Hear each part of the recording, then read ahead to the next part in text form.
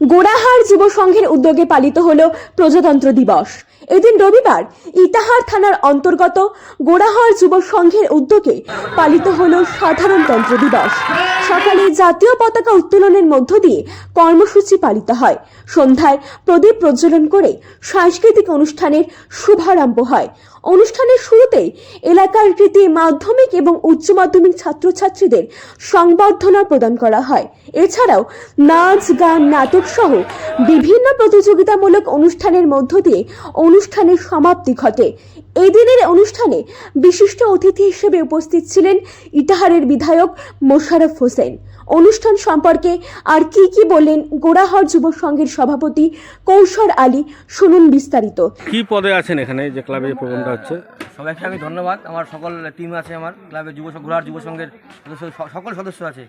আমি অ্যাকচুয়ালি গোড়াহার যুব সংঘের সভাপতি পদে আছি। আমি আজকে আমাদের এটা একদম আমাদের সারা বছরের একটা ঐতিহ্যবাহী প্রোগ্রাম। আমাদের প্রতি বছরই হয়। আমরা 2009 থেকে করি। আমাদের 70 বছর পূর্তি এবার করলাম আমরা।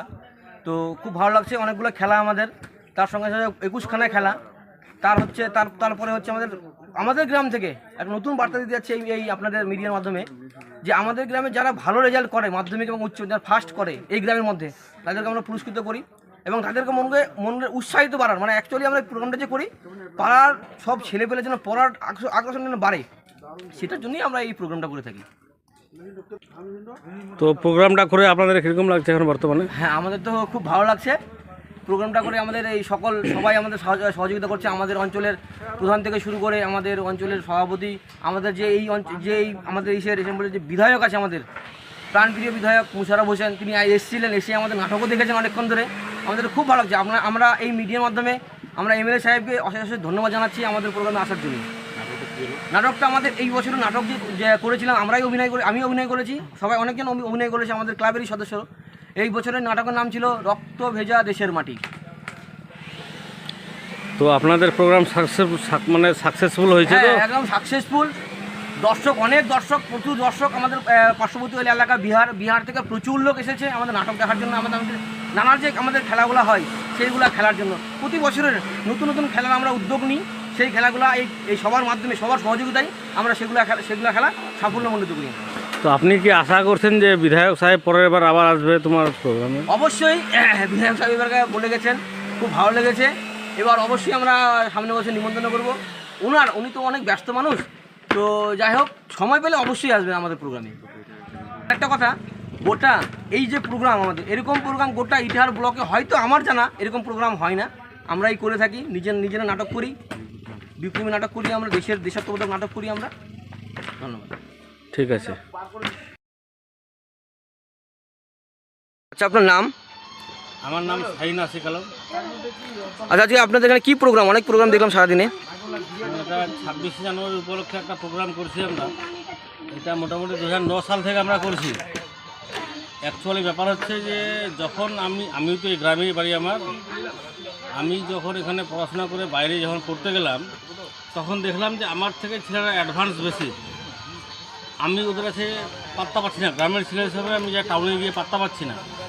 ওই জন্য আমি চেষ্টা করলাম যে গ্রামটাকে যাতে টাউনের ধাঁচে নিয়ে যেতে পারি। আচ্ছা, আপনার নাম? আমার নাম শাহিন আশিক আলম। আপনি কি পদে আছে এই ক্লাবের? আমি ক্লাবের সেক্রেটারি। আচ্ছা। তো এটা আপনাদের কত বছর ধরে হচ্ছে? আমার তো বয়স বেশি না, তবে 2009 সাল থেকে করছি। যেদিন থেকে আমি মাধ্যমিক পরীক্ষা দিয়েছি বাইরে, মানে স্কুলের বাইরে বোর্ডে গিয়ে যেদিন থেকে পরীক্ষা দিয়েছি, তারপর থেকে এটা করার চেষ্টা করছি। যে আমি দাঁড়াতে পারিনি, কিন্তু যাতে আমাদের পরবর্তী প্রজন্ম যাতে দাঁড়াতে পারে, ওর চেষ্টা আমি করছি আর কি। ঠিক আছে, থ্যাংক ইউ।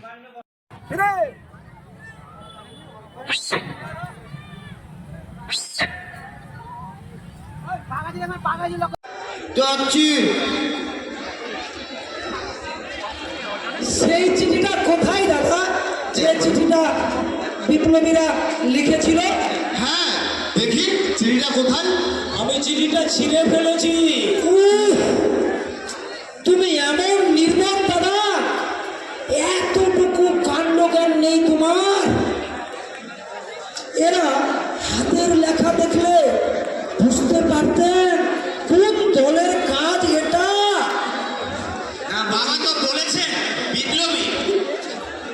আরে বাবু, একটা প্রবাদ আছে, 12 ঘর রাজপুতের 14টা হাড়ি। সেই রকম বিপ্লবীদেরও অনেকগুলো দল আছে, যুগান্তর, অনুশীলন, ব্যায়াম সমিতি। আমার হাতে যদি ক্ষমতা থাকতো, আরামের বাচ্চাদের ল্যাম্প পোস্টে বেঁধে গুলি করে মারতাম। সেলাম হুজুর, সেলাম।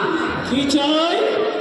আগে লোক মুখে শুনলাম আপনি নাকি ওই ভূতনির চোরের জমিটা পত্তনি দেবেন। ইটাহার থেকে শান্তনু চক্রবর্তী রিপোর্ট আর বঙ্গ সংবাদ।